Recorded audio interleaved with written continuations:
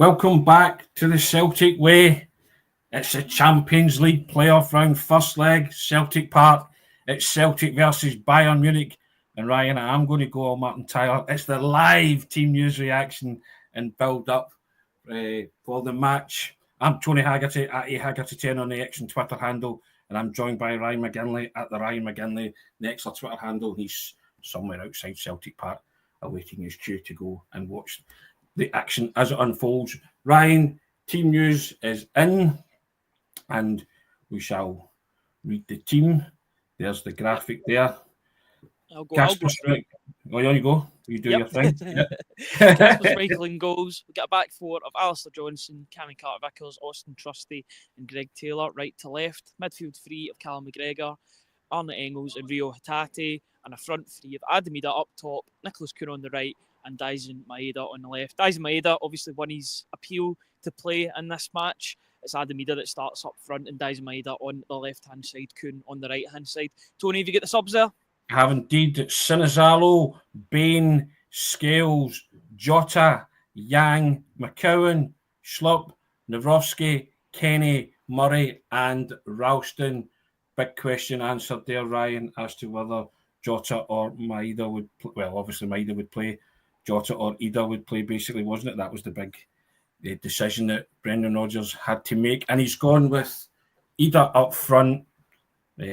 Scored two cracking goals against Aston Villa, and his goals recently have been real strikers' goals for me, Ryan. So I'm not too perturbed about that. Just delighted that Daisen Maeda won his appeal, and I guess he wants Daisen Maeda for his work rate, and he's going to have to put in one of those selfless shifts for the team tonight, isn't he? Yeah, it was a really great moment when we found out that Daisen Maeda was going to be available for this match. It almost felt as if a small victory off the park before anything was played on it.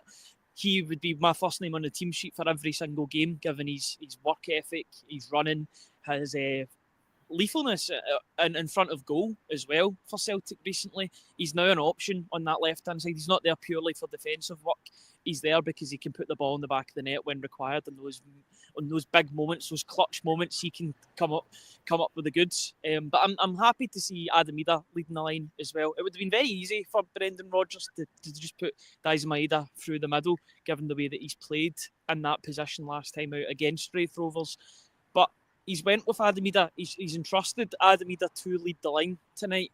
He's done so well in the last two games in Europe. You think about the intervention that he had against Young Boys. You think of the two goals that he scored after what was a difficult first half hour for the striker when he didn't really get a lot of touches of the ball. That moment where Matty Cash got taken off and Brendan Rodgers signalled Ida to come over and speak to him. Something happened in that. There was a tactical shift, and a couple of minutes later, he had two goals to his name. So yeah, delighted to see him leading the line. The midfield's as expected, the defence is as expected, and it's a big one tonight.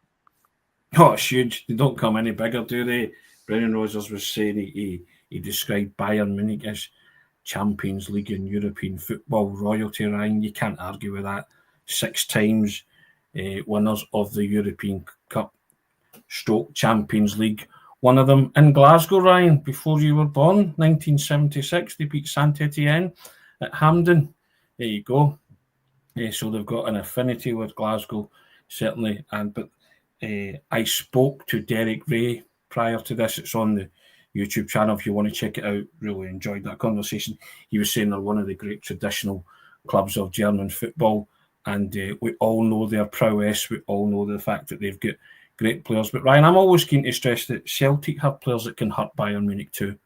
There are 2 teams on the pitch tonight, and Celtic are one of them, former European Cup winners themselves, and they've got players that can do a bit of damage, so I'd rather focus on them. Yeah, absolutely. Although the team news from Bayern Munich's camp came up there on one of my notifications, and it's just household names. You've got even Michael Olise that was playing so well for Crystal Palace last season, got that big move to Bayern Munich. You've got Sané on the other side. You've got Musiala in the middle. You've got Harry Kane up top. Household names, big names, but big names have came to Celtic Park before and came out as losers. So you never know what can happen on nights like these. A lot has to go right for Celtic tonight. I'd say a couple of things need to go wrong for Bayern Munich in order for a favourable result to occur. But it's Celtic Park in the Champions League under the lights on a European night.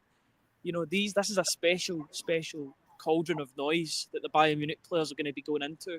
Brendan Rodgers speaks about how he wants it's paradise for the players, but he wants to make it hell for the opposition. I think the support have got a big part to play in that tonight. The Green Brigade put out a bit of a statement today saying you need to make it as unpleasant as possible for the opposition. Celtic have got to make it as unpleasant as possible on the pitch. The fans have got to make it a cauldron of noise off the pitch. And if those two things can go together and you really start to get into Bayern Munich's head, which will be easier said than done, then you never know what can happen on nights like these. It's home, it's in the Champions League, and we'll see what happens tonight. I don't want any more talk of Celtic Park being a tourist attraction, Ryan. I want it to be as hostile. To be fair, it's not recently. And that's credit to Brendan Rodgers. Yeah, I want it to be as hostile as it's ever been. Everybody's got to play their part. The players, management players, and the fans included. Dennis Jameson coming in saying either physically up front will be crucial. I think so too. And in my chat with Derek, he said that's where Celtic could get joy. Teams get joy because a bit like teams who are excellent and have household names, that they will give you chances. Like Real Madrid have got household names in their team, Barcelona, but they give you chances, don't they? And Celtic have to be clinical if they create chances tonight. They have to be put away, Ryan. There's no two ways about it. That's the big thing. But what I would also say is that these teams play for 90 minutes as well. Nobody found that out more last night than Manchester City against Real Madrid. Even if you're one goal up in the last 10 minutes, if you go one goal ahead the last 10 minutes, these teams can still rally and win games despite losing with 10 minutes to go. It was a bang-bang. They get 2 goals in about 5-6 minutes in order to take the tie away from Man City going into the second leg. It's all about Celtic staying in the tie ahead of the second leg. Get a win if you can, but keep it tight. Be defensively resolute and keep playing for the 90 minutes. You can't afford any lapses in concentration. Alistair Johnson said that in the pre-match press conference. If you're off it for half a second, these teams can and will punish you. Concentration is key, isn't it, Ryan? Eddie Kennedy summing up quite a lot of people's thoughts. Excited and hoping that Celtic are still in it for the return leg. The manager said that himself. That would be the message, wouldn't it? Stay in the tie for as long as you can. And if you can, take a lead over to Germany and make sure you're banging the tie, Ryan. That has to be the... There you go. Here's a prediction, Ryan. Van Helsing, Celtic 3, Bayern 1. I would take that right now. Not so sure if it'll work out that way, but if you offered me that right now, I'm taking it, Ryan. Absolutely, bite your hand off for that sort of result, especially at home. We'd want the clean sheet, but we can't get everything, I guess. It's such a strong forward line that Bayern Munich have named for tonight's game. Musiala, Sané, Olise and Harry Kane. There's goals all over there. There's assists as well. They assist each other. There's not one player that's maybe too greedy on the ball. They understand what it means to pass the ball to their opponents in order for the greater good of scoring for their team. So Celtic have got to watch out for that.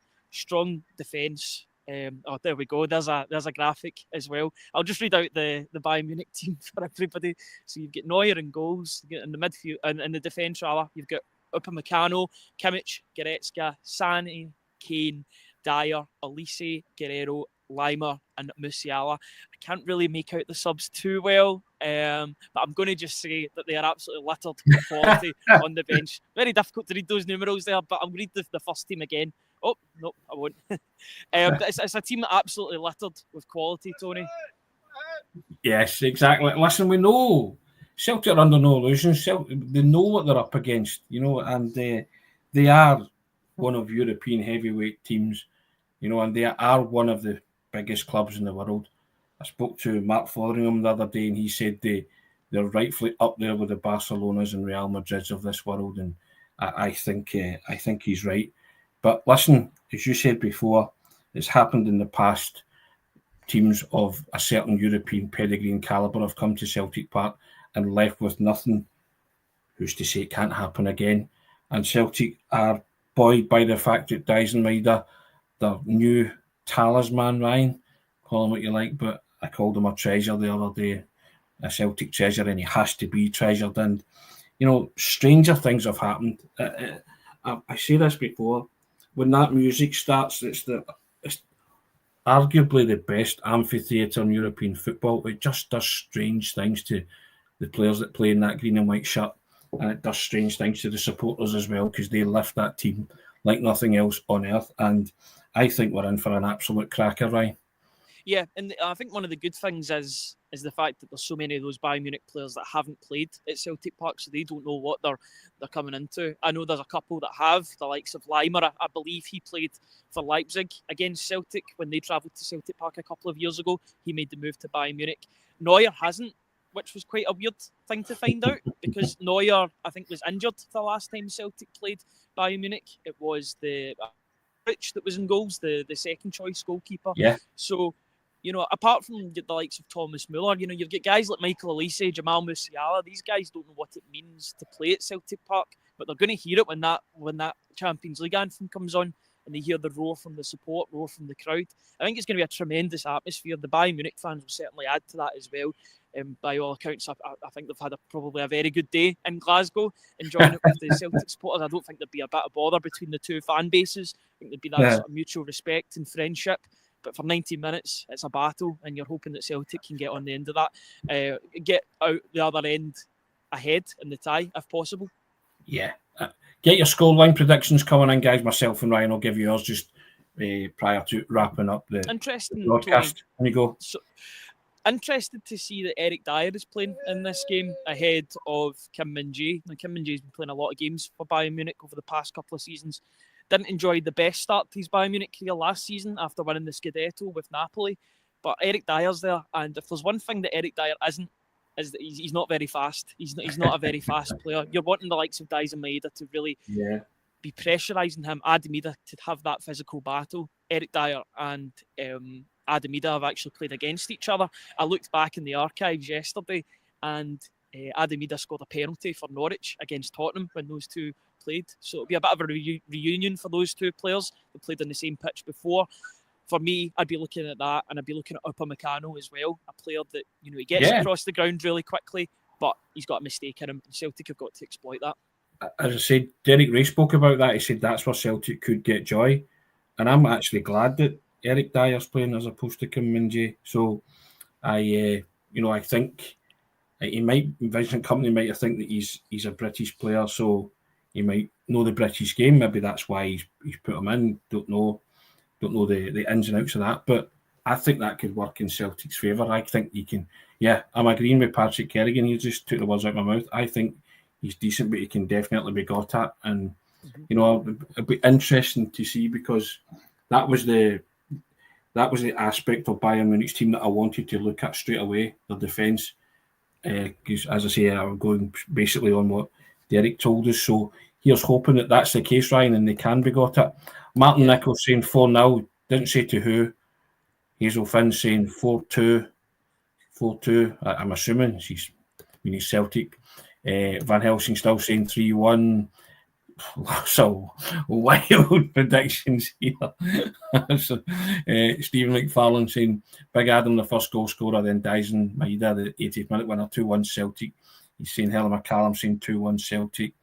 And somebody coming in saying Kim Min-jae has an Achilles injury. Thank you for that. If that's true, JJ13, I wasn't aware of that. So, yeah, nice one. 1-0 Celtic, says Woozy.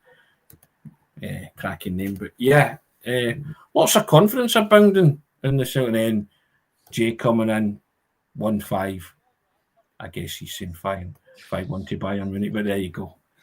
They're a good side, Tony. They're a really good side. They're not just on paper. I mean, they were a good side on paper last season, but they finished third in the Bundesliga. A bit of a shock result when Bayer Leverkusen won the league and Stuttgart finished second place. But not just on paper, but actually the way that they play. They're a successful team as well this season. They're 8 points clear at the top of the Bundesliga. They're having a good season.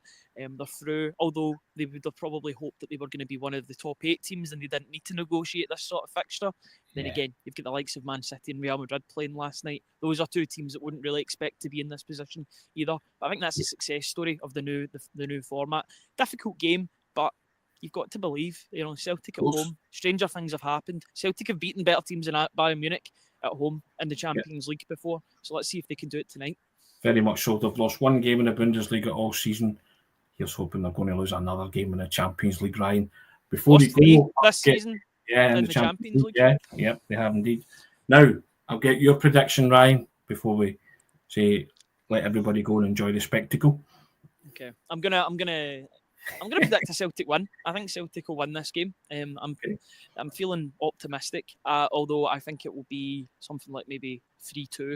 I think there'll be goals in this game for both sides. That defence can be got at for Bayern Munich. Celtic in Europe, defensively, they make mistakes as well. That's what happens when you're playing against a higher quality of opponent. This is undoubtedly the best team that Celtic will face in the Champions League this season, unless they go further in the competition.